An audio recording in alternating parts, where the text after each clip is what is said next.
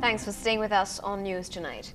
On to some news from the world of sports, and the latest from the spot-fixing controversy that rocked the entire cricketing world. Scotland Yard has stopped the tainted trio of Salman Butt, Mohammad Amir and Mohammad Asif from practicing with the team and will interrogate them in London tomorrow. The Pakistan Cricket Board had initially said that no action on tainted Pakistan players would be taken until the police investigations were complete. The PCB said that the board will wait for the police investigations to be completed before it decides on any action against the accused players. Well, with corruption and match fixing doing the rounds in these games, my colleague Divya Kumar sniffs out what else is making rounds on Writing on the Wall today.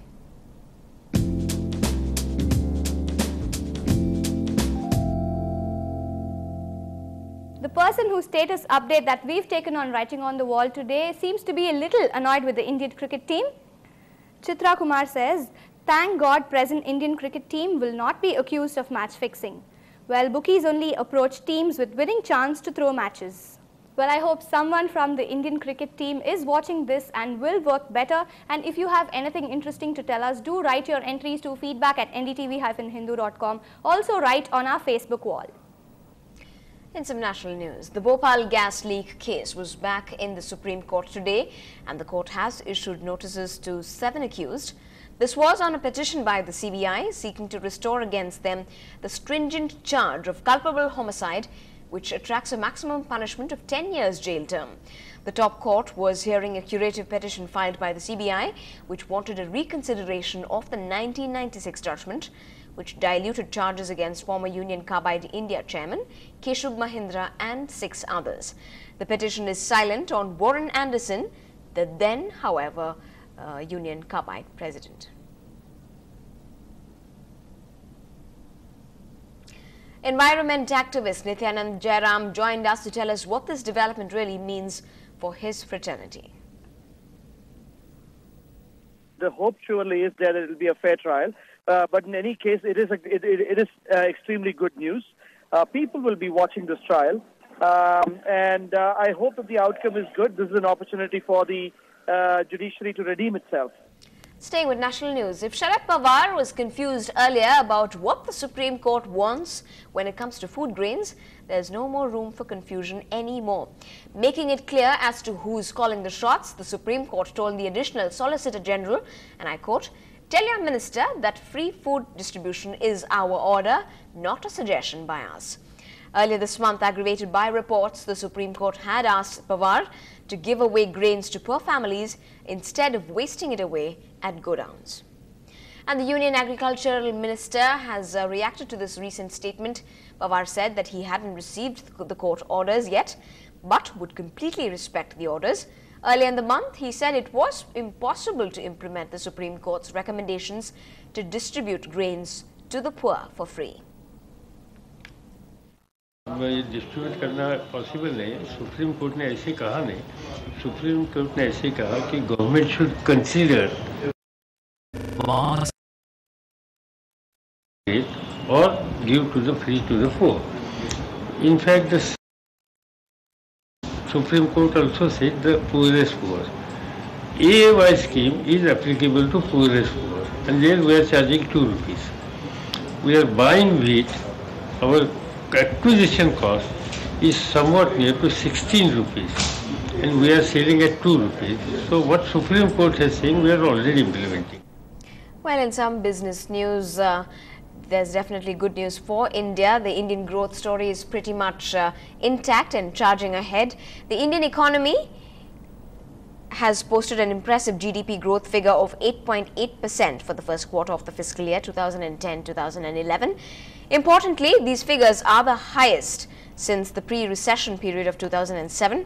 Powered by sound fundamentals of Indian companies, strong domestic demand and a good monsoon, the economy is looking robust. Well, the Commonwealth Games is definitely not looking like it's in the pink of the health.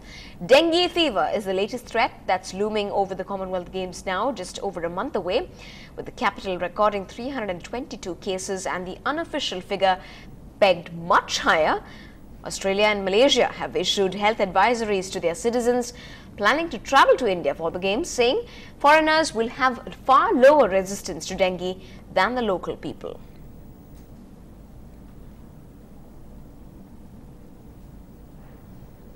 Well, if you thought Delhi was the epicenter of dengue, can Namma city, Chennai, be far behind?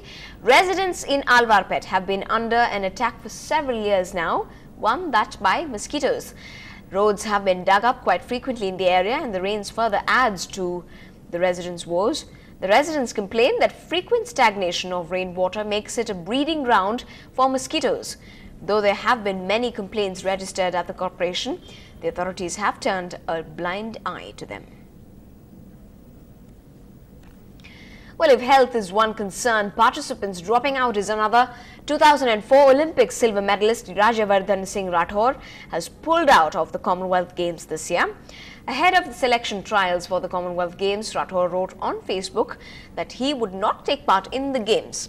He said, and I quote, "I know most will ask why. At this delicate time of impending Games, I would rather throw my weight in support of India and the Games and plead you too do the same. We live in the times where truth is subservient to the high and mighty. I am but a speck of dust. I'm hurt, but I can never be down. May God give us the strength to follow the harder right than the easier wrong. Wishing my teammates the very best. I know it will be raining medals in the sport of shooting at Delhi." Unquote. And finally, tennis ace Sania Mirza, who is battling to get back into the world top 50 following a wrist injury that sidelined her early in the year. She spoke to NDTV, and today she said after qualifying for the second round at the US Open, she said that apart from her first love, tennis, there's also much more to Mrs. Sania Mirza, the wife, as well. You're out 4.5 months, a lot of things cross your mind. But honestly, I mean, I was getting married. It was the happiest day of my life, and you know, I really wasn't thinking about tennis balls at that point of time. But you know, after it was over, I guess it helps to be married to another sports person. You know, you motivate each other, and you know, he's a cricketer, and it's good. You train together, you help each other, and you know, you inspire each other to work harder. Well, with that, we wrap this bulletin. Thanks so much for watching.